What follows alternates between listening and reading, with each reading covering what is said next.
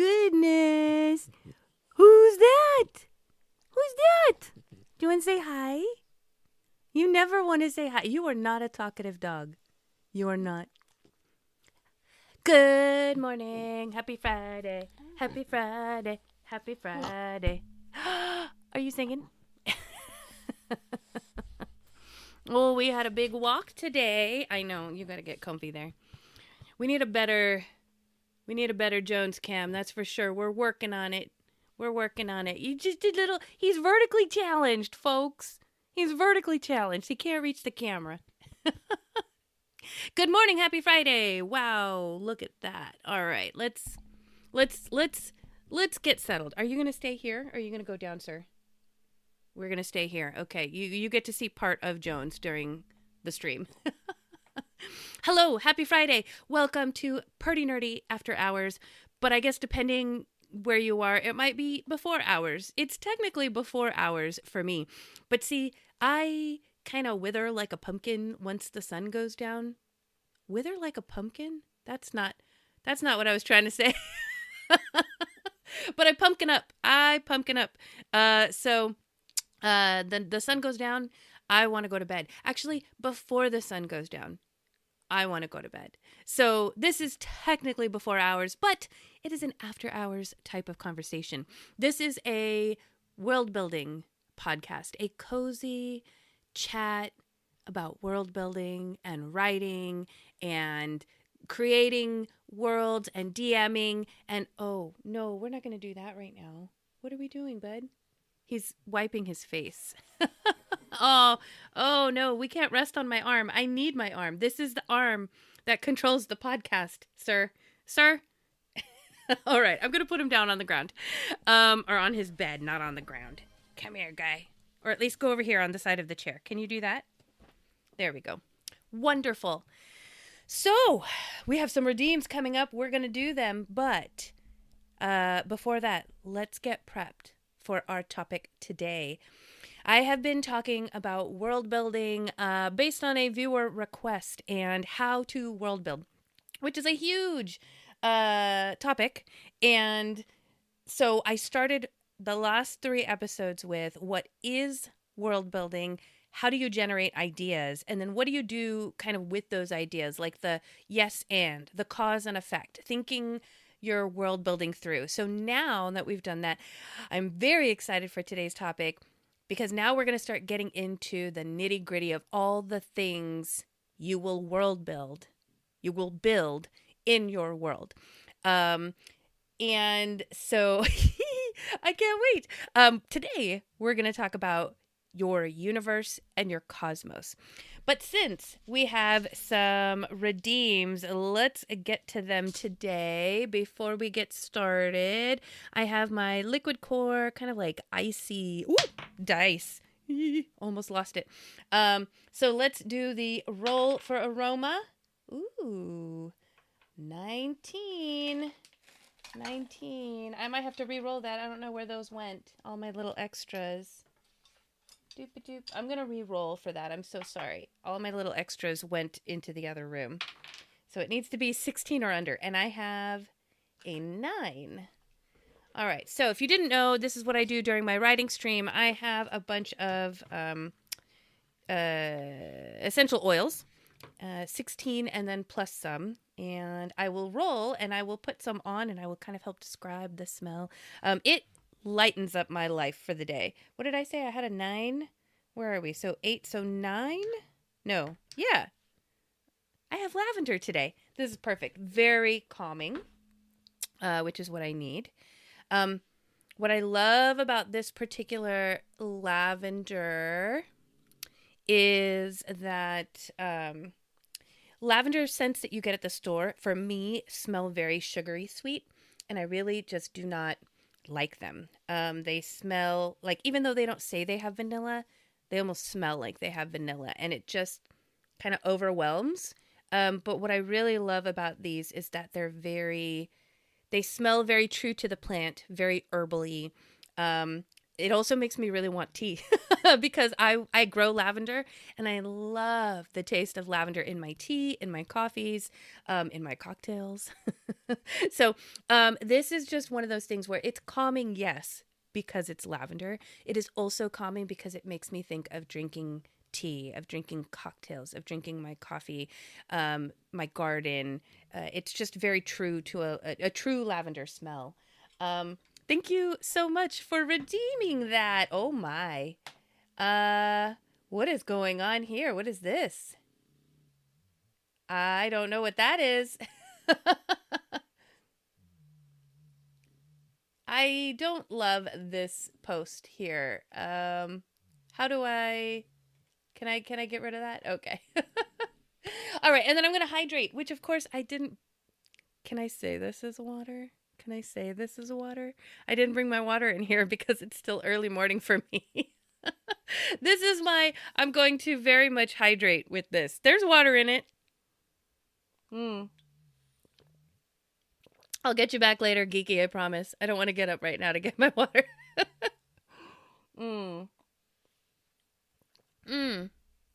I love my community. Thank you so much. Yeah, absolutely loathe fake lavender, and even real essential oils tend to put me off, but I like actual lavender petals and syrup. Yes, they're so good. I'm not a fan of lavender. It tastes too much like air freshener.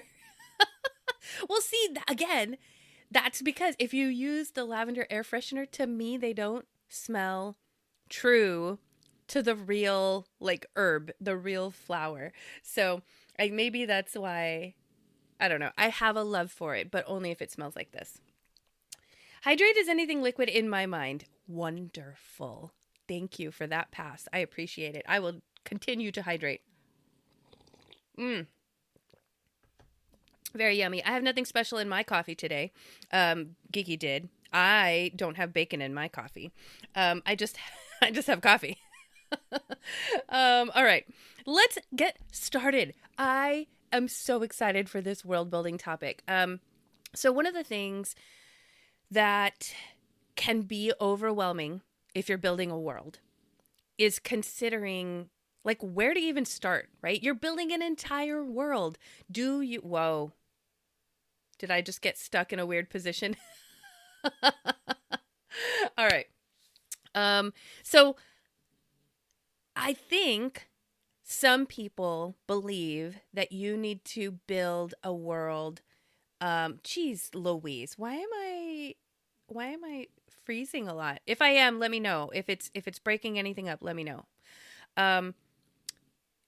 Building your world from, like, big picture to focused, like, detailed little details.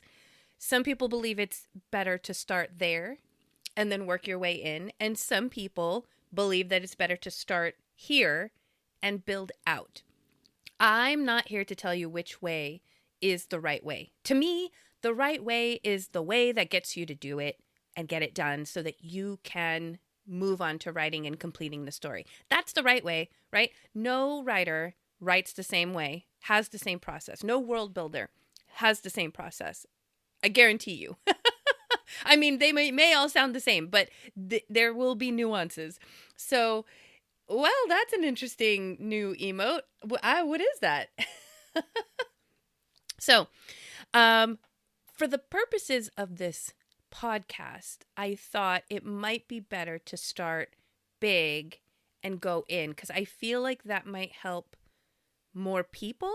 I could be totally wrong. It's just kind of a sense I have. Let's just say that. I have no rhyme or reason other than thinking that starting large will help more people than starting. Because if I start at a focused place and build out, that one focused place may not be the one focused place that other writers start at. Like, if I start with a small detail of a person and build the world out, what if they start their world with, a magic spell, or they start their world with a plant, then I'm not helping any of those people. So I felt like maybe if I start big and then tailor in, I can help more people in the start. And then we can always get more focused. People can ask questions.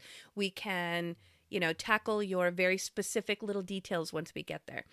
Oh, look at that creative crayon emote. Okay, very cool. Okay, so building your universe and your cosmos. We're taking a giant step backward here, right? Like, we're not talking about dragons. We're not talking about kingdoms, mountains, people, especially if you're like building for tabletop role-playing games. Most people might start with like a map and an encounter, or, your races in your world, your species. But we're talking about like a huge step back and looking at where it all came from. Like, every world, no matter what world you're working on, exists in a larger universe. And the rules of that universe determine everything else that follows. So if you're going to build a world, I think these are some of the things that you might want to consider. What does your universe even look like? Like, not your world, but your universe. If you build a world, is it one planet and that's it? Are there no other planets? Are there stars in your sky? Constellations? Are there moons? Plural. A moon. Are there suns? Plural. Like, is it a galaxy? Are there, other worlds that are inhabited, or is it like our current day, knowledge of our universe where we're the only ones and there are just multiple other planets out there? Is it a multiverse? Is your world floating in an endless void? Is your world on the back of a giant turtle? Is your world growing from the branches of a cosmic tree? If you've dealt with Kobold Press, you know that they have that labyrinth setting where there is an entire world in between all the worlds. It's like the space in between. Like, what is your universe made of? What does it look like? That is a very big question, and it might be hard to answer right away. I feel like I'm very Italian today. Look at these hand gestures, folks. That means it's important. But it is a very interesting question to answer if you are just starting out. So I'm not saying that you have to have all the answers right away, but as you build, you should be thinking about some of these things. What about the origin of your universe? How did it all begin? Did gods create it? Was there a Big Bang? Did the universe hatch from a cosmic turtle's egg? Like, there's so many. Was your universe dreamed into existence? Is it a world, a universe of dreams? Or maybe nobody actually knows.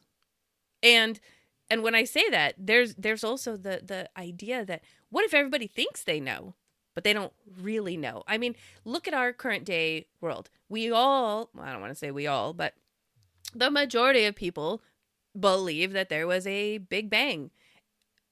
And what if we find out tomorrow that really we were just part of an elaborate hoax, and gods were like, let's see if you can create this thing in like 7 days. Let's, like, that would really change everything. But how interesting would it be that everyone in your universe believes one thing, but really as the creator of your world, that it was something completely different? How does that affect how you build out your world? The truth doesn't have to be the same as what everyone believes. And I think that makes for some really interesting world building.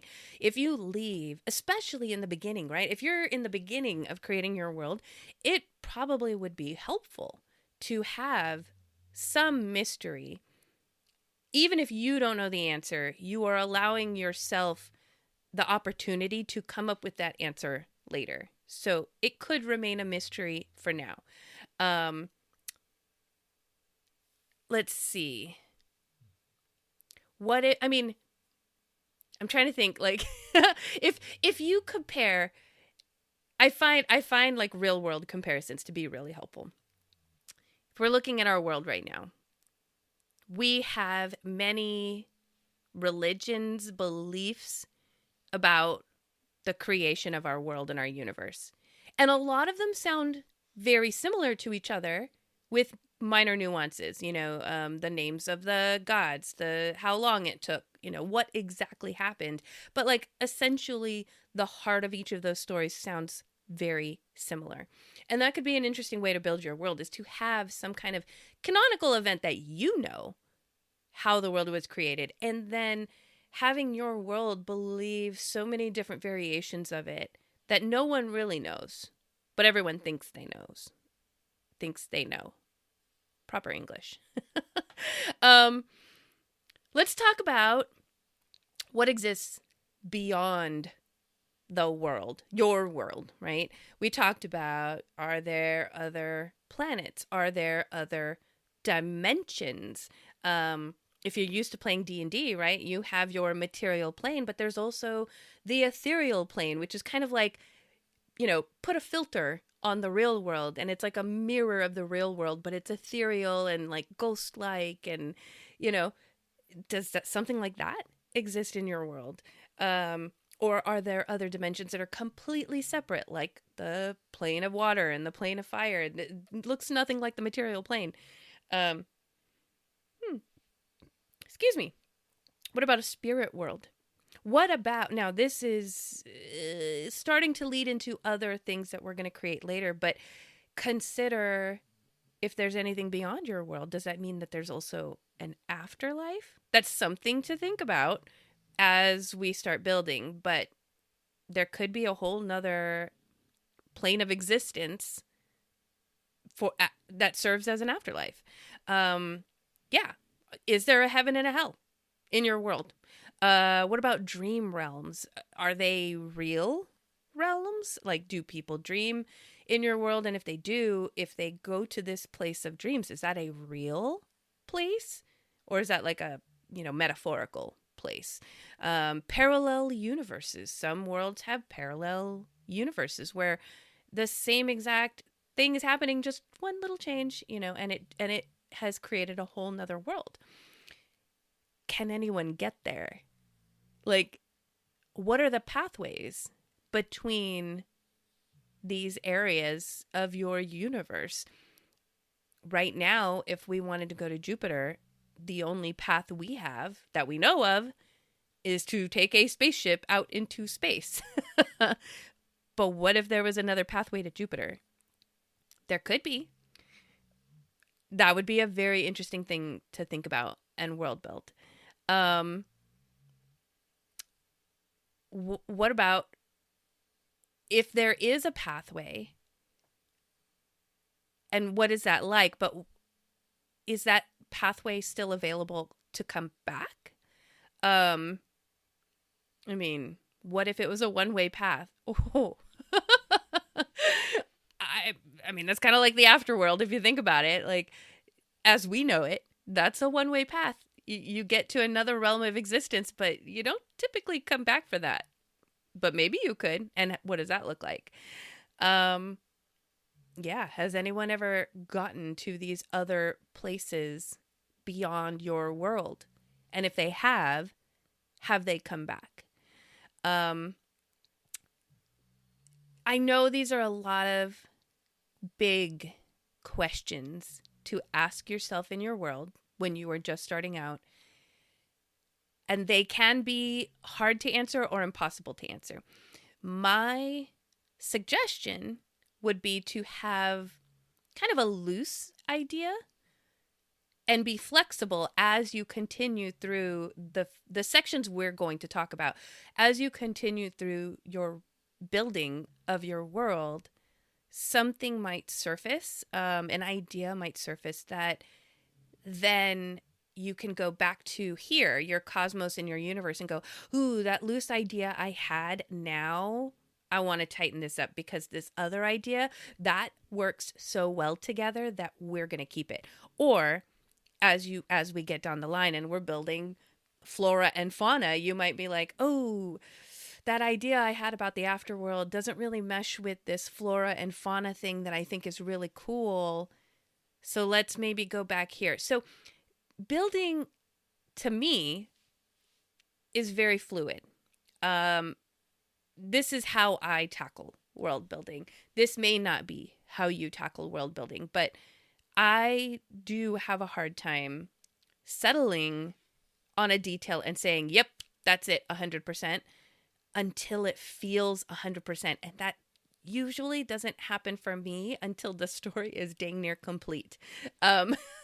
So if you can't answer those questions, give yourself a loose idea and say, okay, I think my world has 2 moons.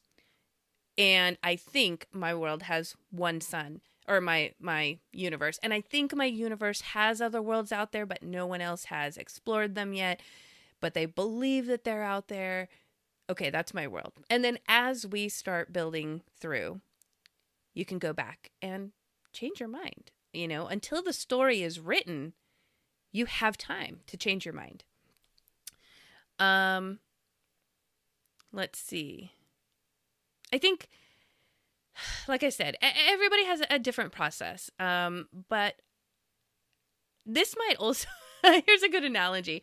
I don't know if this makes sense to anybody else, but the way I pack for trips, I will, a week before the trip, have my suitcase just laying open in a room that I am in all the time, like my dining room. I have to pass through my dining room to get to my kitchen or to my living room, so I'm constantly going through the dining room. So on my table, I will have a suitcase open for a week. And throughout the week, I will think to myself, ooh, I got to remember to bring this. Oh, I got to remember to bring this. And if I have the bandwidth, I will go grab it and I will toss it into the open suitcase. But it just stays there loose in my suitcase, waiting. It isn't until like the day before, the night before, when I finally go through everything that I tossed in there and then I organize it and I will go, ooh, you know, I threw in like 5 different shirts and it's a 2-day trip. Like I can just take these things out. Or it could be, okay, now that I see that I have all this, yep, totally forgot socks. I need to put socks in, you know? So, but it gives me a chance to kind of spend that entire week without a lot of mental load to just toss ideas in that I think will work. And then when I'm ready to tighten everything up, I can look at it and go, ooh, here's the whole picture now. This doesn't make sense to have, but these things, I really like this, and now I need to add another one of those. I think that's how I world build too. And I only just now realized it as we were talking about this. Because to me, that makes me feel, less stressed about building it, because it is very loose and nebulous for a while. And I know that the things I am interested in are thrown in there so that I don't forget them when it comes time to like look at the whole picture. Then I can really use the discernment of picking and choosing the things that I liked and trying to make it all make sense for a trip to a hot region. You know, why did I toss my coat in here? That absolutely makes no sense. Let's toss it out. So maybe that's a good analogy. I hope that's helpful to someone. I don't know. It's helpful to me now that I think about it.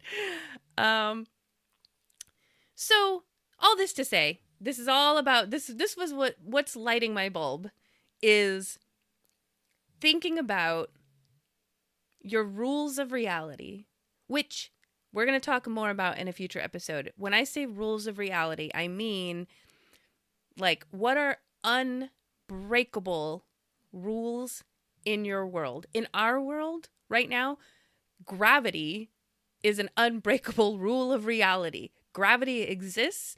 We cannot break gravity unless we leave our world. Like that's, you know, we can defy gravity momentarily with flight, flying through airplanes, things like that. But like gravity still exists. It doesn't stop existing because we are in a plane. So gravity is a rule of reality in our current world. What are the rules of reality in your world, in your universe, that are unbreakable?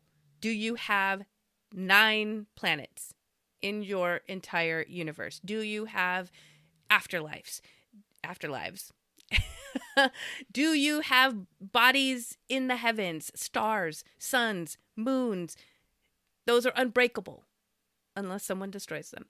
How do they affect your world? Think about if you have multiple moons and we have a planet like Earth that is mostly made of water, where the moon affects the tides. If you have 9 moons, what are the tides like in your world? Like, you don't have to dig into that yet. We're going to, but all things to think about.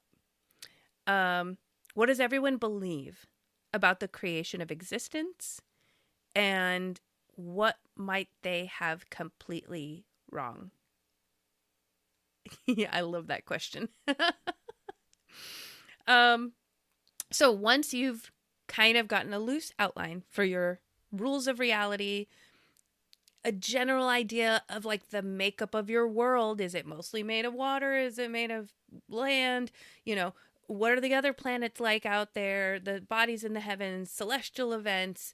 Like auroras occur because of the celestial bodies and magnetism. And magnetism is another reality, a law of reality, right? For us. Does that exist in your world? Something like that.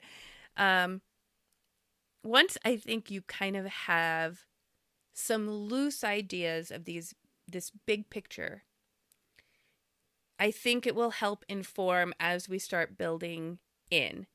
Now, this is kind of a ripple effect, like I was talking about before. So as we start building in, there might be a stone that we throw into the water that will then create ripples out.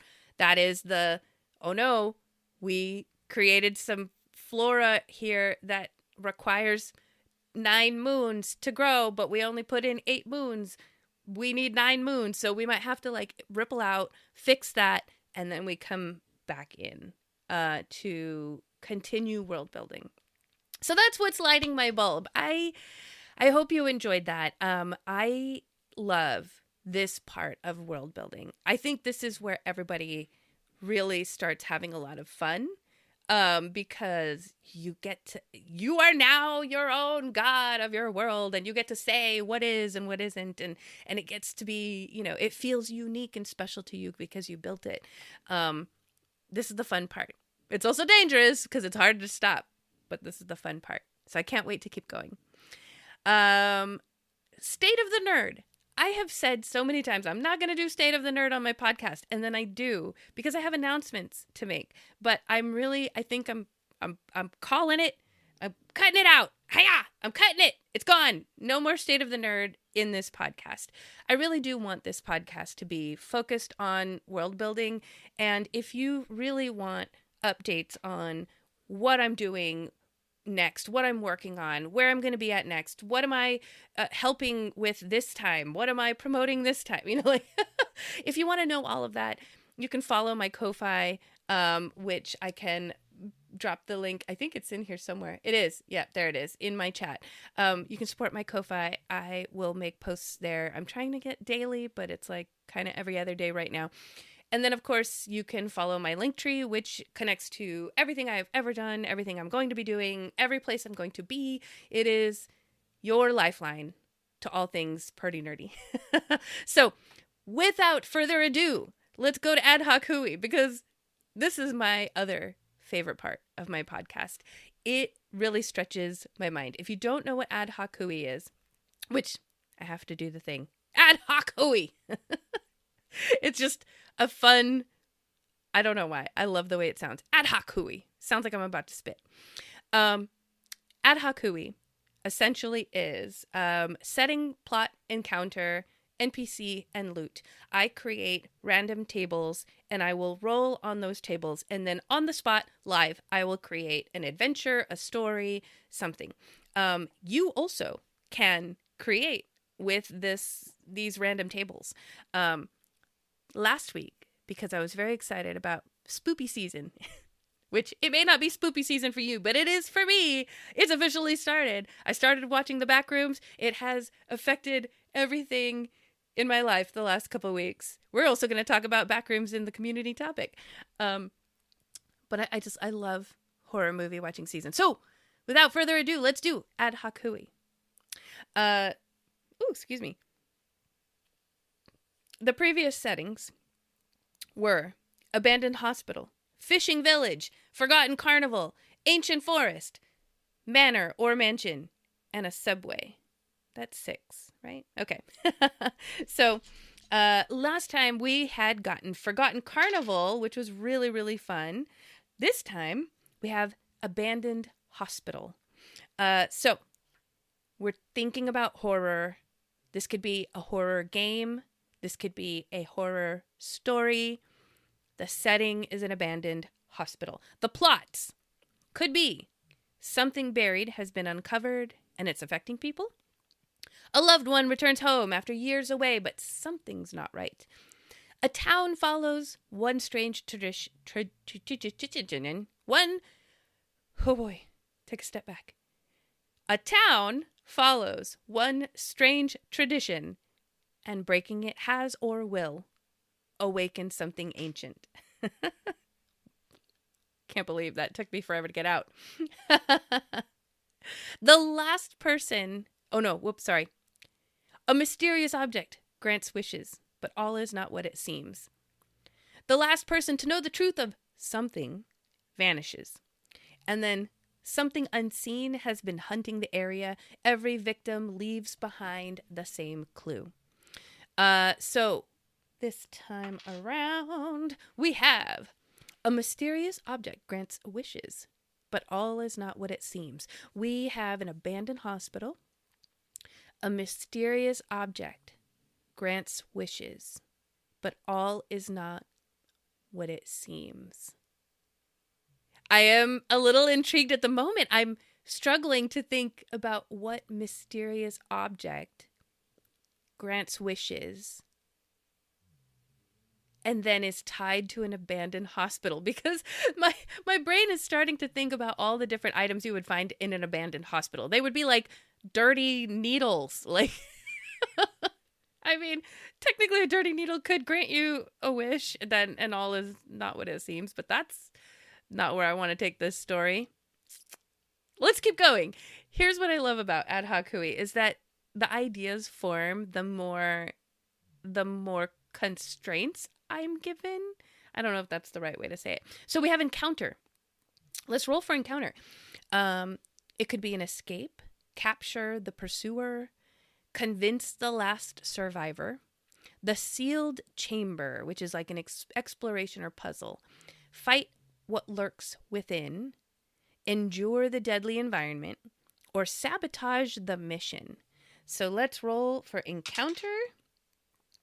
And that is fight what lurks within.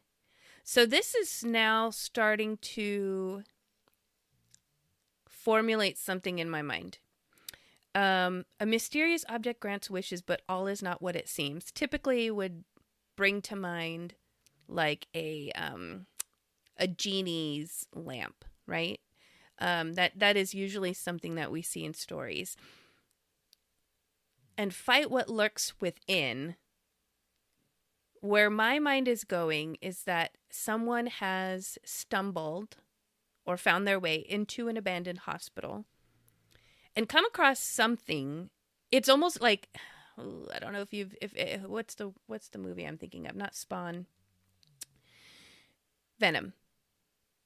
I'm thinking of a character who has gone into an abandoned hospital and comes across not an object, or maybe an object, but like I'm almost thinking like The Blob. If you've seen the original, like you come across a thing, it's an egg, or it's a amorphous thing, and it somehow finds its way within you, like Body Snatchers.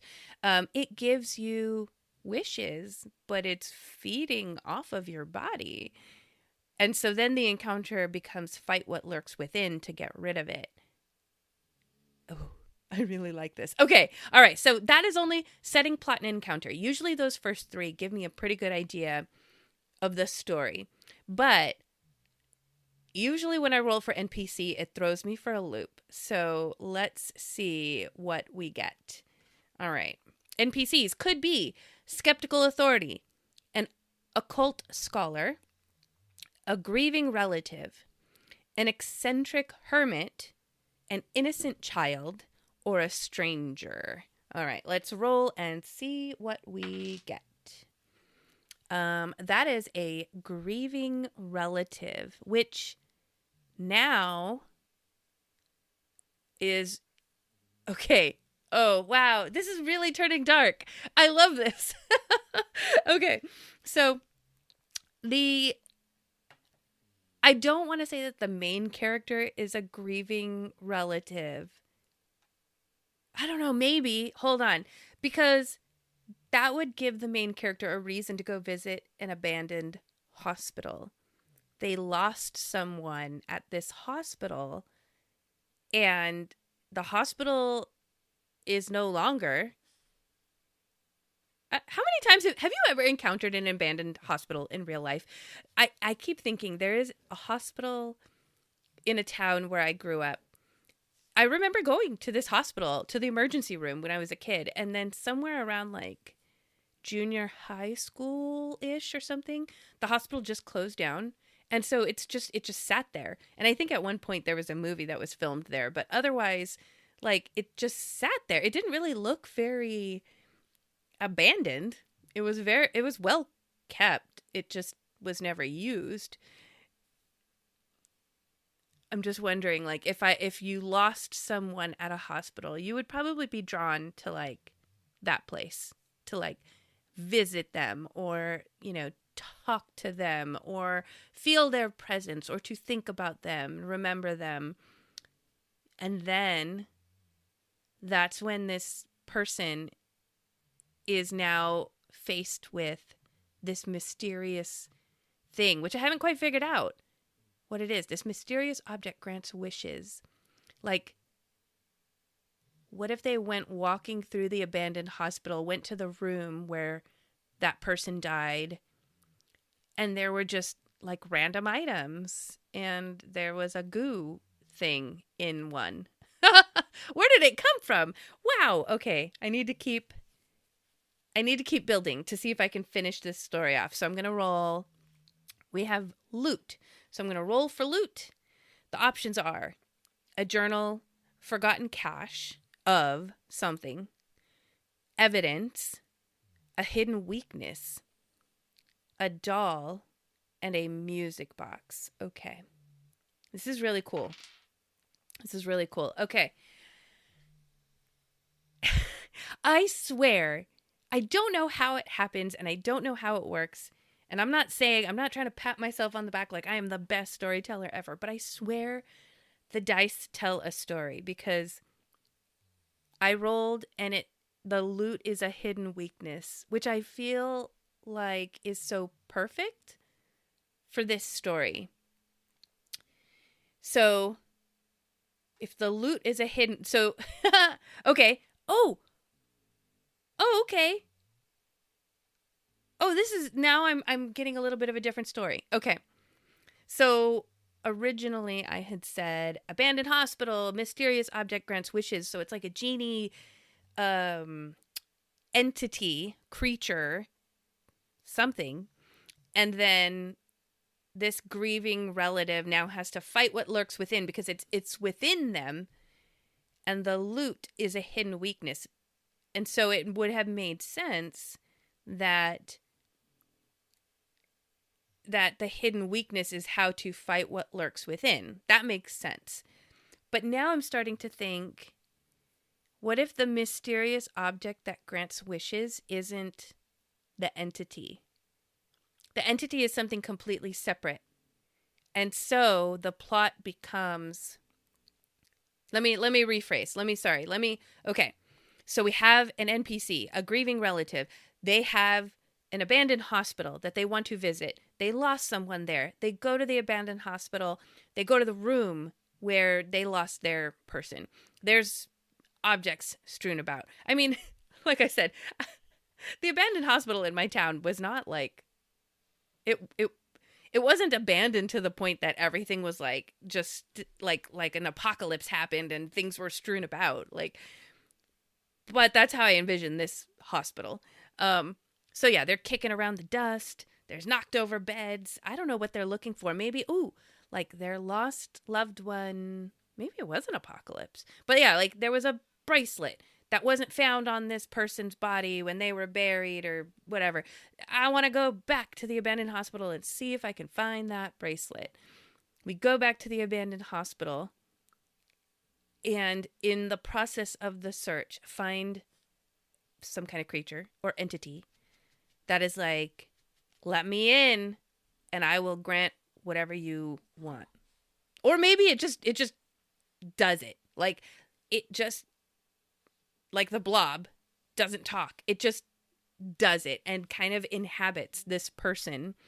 And then now we have internal thoughts. I like this better.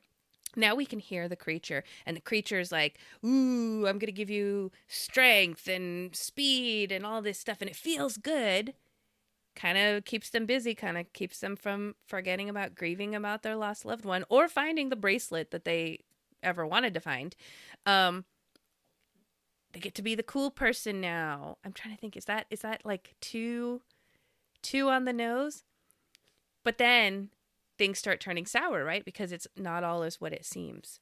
And this thing is eating that person from the inside, essentially. And maybe they start losing control over their body, their decisions. And now they're like, this isn't what I wanted. We need to get this thing out. I don't know how to get this thing out. And then they go back to the abandoned hospital, to the room, to find the bracelet. And the bracelet has a hidden weakness. Like, it somehow, the bracelet or the item, whatever it is, has had the information all along. Ooh, and now this starts circling back to the beginning. It's like, ooh, did the friend already know? Maybe this thing was in the friend. And then the friend died. And this thing has just been sitting here the whole time waiting for a new host. Oh my God. And so the bracelet is like, this is how I get rid of this thing. And then I tried to get rid of this thing like while I was in the hospital and I died. But I have the note on my bracelet. This is how you get rid of it. See how this all works. I start world building. I don't know. As I can continue to build, this is all like self-realization for me, folks. You guys are witnessing it live. But then, yeah, once I start tightening the details, I go back to the beginning and go, oh, wait, now we can change this. And now these all come together. It's amazing. All right, that was Ad-Hoc Hooey. What would you have done? I should have stopped to ask. I really should be better about that. But would you have built anything different with those prompts? An abandoned hospital. A mysterious object grants wishes, but all is not what it seems. Fight what lurks within. A grieving relative and a hidden weakness as loot. Let me know if you would have done anything differently. I am fascinated when it comes to stuff like that. I really should see about maybe putting the prompts out before the podcast and see if anybody comes up with anything different before I come up with something, because I know how sometimes when you watch or hear someone come up with ideas like that, it kind of almost overtakes your ideas and then you can't like think through your own ideas. So I should think about doing that in the future. A magic bedpan. What does it do? Does it like hold fluids forever? Does it like absorb fluids? A magic bedpan. What do you do with it? That's awesome. All right. Just a portal to the mayor's doorstep. Yeah? A portal to the mayor's door. Why the mayor? This is very interesting. All right. While we're thinking about this set of prompts, the fluid comes alive. So wait, any fluid that you put in the magic bedpan comes alive? Because I could think of some fluids that I don't know if I would want them to be alive. Oh my. Bleep. Okay. Community topic. If you haven't watched the Backrooms, I'm not going to spoil anything for you. I may spoil a little bit of like the YouTube knowledge that's out there because that's been around for a while. I think I can safely, I'm not really going to, I don't really know that lore inside and out. So I'm going to even say, don't listen to me because I'm probably not the end all be all of everything Backrooms YouTube knowledge. All right. But I watched it recently And lately it has kind of changed the way that I'm noticing things and seeing things. I've talked about this when I mentioned how to get ideas for world building, that if you work on your skills of observation paired with asking questions, that is usually a very good way to get ideas. And I've never really thought about looking at something and wondering at what level does this image disturb me. But that is kind of what's at the heart of the Backrooms. It all started with an image that was posted that was just an empty space, essentially, that felt very disturbing because that type of space typically wouldn't be empty. And a couple days ago, I took a photo in my backyard. I was in my backyard watering my garden, letting the dogs out, feeding my chickens, watering the fruit trees, picking fruit, like all the things that I normally do outside. And where we live, the dirt is like very clay-like. So during the summer months when things are super dry, like we live in California and it's pretty dry, the clay will crack open and then we get these little like chasms that just kind of show up in our backyard. And during the warmer months, two things happen. One, we get these little like chasms that open up and then things will fall into them. Like the picture that I took and shared the other day, I was giving the chickens seed. I was throwing out scratch. And there's a little like crack in the earth. And there was one feather, a perfect chicken feather that was sitting straight up in the chasm.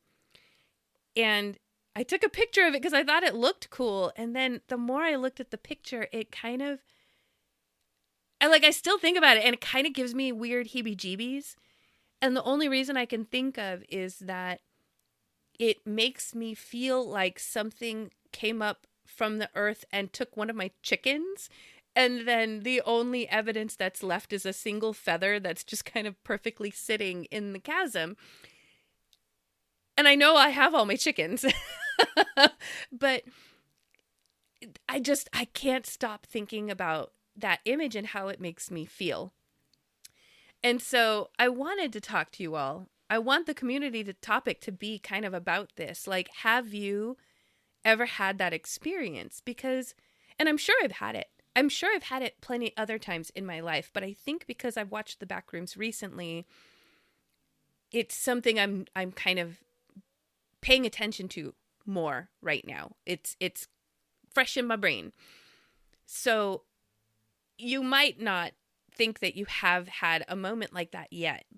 And I wonder if, let's say, next week when we meet for our podcast again, if you're going to tell me that, oh, now you've had one of these moments. But if you have, I would love to hear about it because I'm really starting to think about adding a channel in my server. I think I might just call it the Backrooms, but it's not building off of the Backrooms lore. I just want it to be clear to people that like this is where you can post these images that are not supposed to be disturbing but somehow disturb you in a way, and let's build lore around it because I can't stop thinking about the fact that there's something living beneath the ground in my backyard that is taking my chickens. And let me continue to add to this. I forgot to add this little note. During the summer months, because we have clay dirt, not only does it split open, crack open, but we will randomly find like the weirdest stuff that has come up from the dirt. I don't know if this happens to anybody else, but we will randomly get like weird sections of rope, like 7-inch sections of rope that we didn't, like it wasn't ours, but it has like appeared on the dirt in our backyard right next to a chasm. So it's almost like the earth just spits it up. Weird sections of rope. We've found weird sections of carpet, like old carpet. And then to add to the image, this is really our doing, but we will toss out sometimes like some of our bones to our chickens so that they can just clean them. So there will be random animal bones in our backyard, but we know where those came from. Like there will be beef ribs and pork ribs and, you know, bigger bones that we just throw out there and let the chickens pick clean. So while we know the bones are ours, it still kind of lends itself to this weird idea that like the earth is spitting up stuff in our backyard or taking things from our backyard. I can't stop thinking about it. So community topic. Has anything like that happened to you? If so, what? I would love to hear about it. Am I crazy? Is this a cool idea? I don't know. I want to hear what you guys think about this. All right, let's go to the chat. Let's see. What do we have here? I looked into it, and the original Backrooms photo was from an empty furniture store in Oshkosh, Wisconsin, like 10 miles from where you grew up. And that was in the process of being renovated.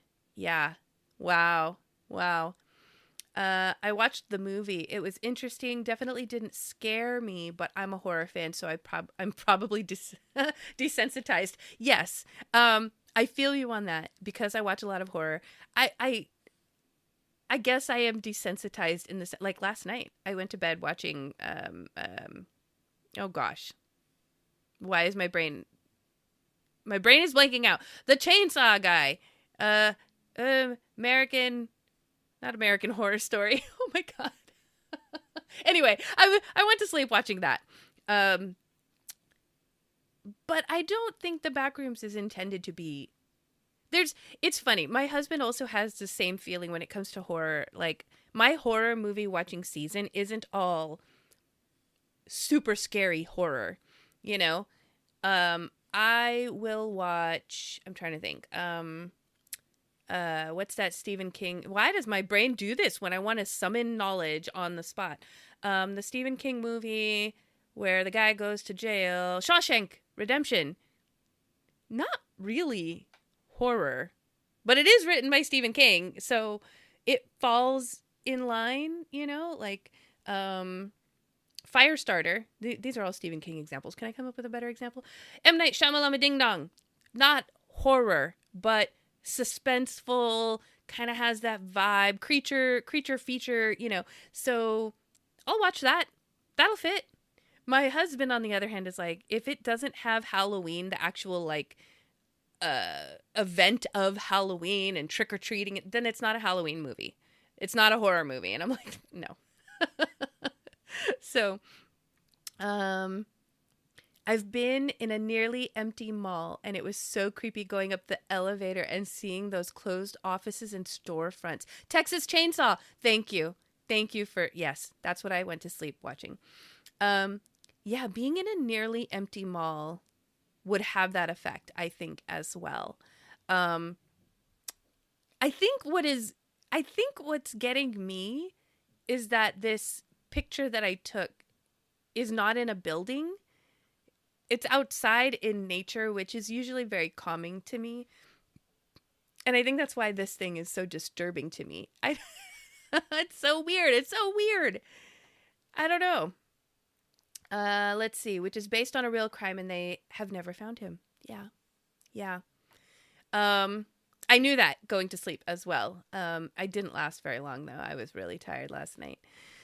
Anyway, folks. Okay, so that is the community topic. If you have anything to add about the Backrooms, any weird pictures, any weird experiences you've had, would love for you to share them in the chat.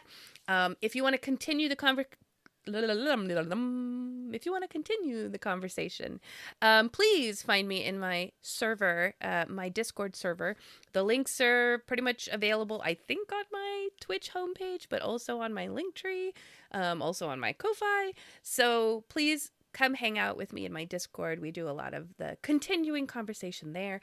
Or you can join one of my writing streams, which I don't think I'm going to have one today. I gotta go to DMB again for my son's car. Hopefully it's the last time. So, but I will be streaming this weekend, folks. I have new things to share. If you haven't seen it, I do music with world building prompts, and I will be in the stream. This weekend I'm going to do pirates because I'm about to go on a ship. I'm about to be on a ship. No, I'm on a boat. I don't know what the phrase is. I think it's I'm on a boat. Anyway, homework. If you want to talk about homework or encouragement of the day, since we talked about building your cosmos, your universe, kind of your world, but really it's about everything beyond your world, then what I would like for you to think about is what's the origin story of your universe? And let me rephrase. What is the origin story? Emphasis on story. What is the origin story of your universe? What is the actual truth about the origin of your universe? Those are two different things. And if you can answer those, I think you've got a very good start as we continue to build our worlds. Are they the same thing or are they different? Don't worry about whether it's true or not, because you can always come back to that later, right? Get a soft idea, at least, of the story and the actuality of your universe and where do they overlap. All right. Hey, everybody, we did it. Thank you for being here. I appreciate you all. We are going to end our stream. I am so sorry I am not going to be doing a writing stream today, but I will be doing one on Saturday and on Sunday, 2 different ones. Tomorrow I'm going to do pirates, and then on Saturday I think I'm going to do a no cam but mic'd stream, if that makes any sense. I don't know what I'm doing here. All right, everybody. I hope you have a wonderful day. I hope you have a wonderful weekend. If I don't see you, I will talk to you soon.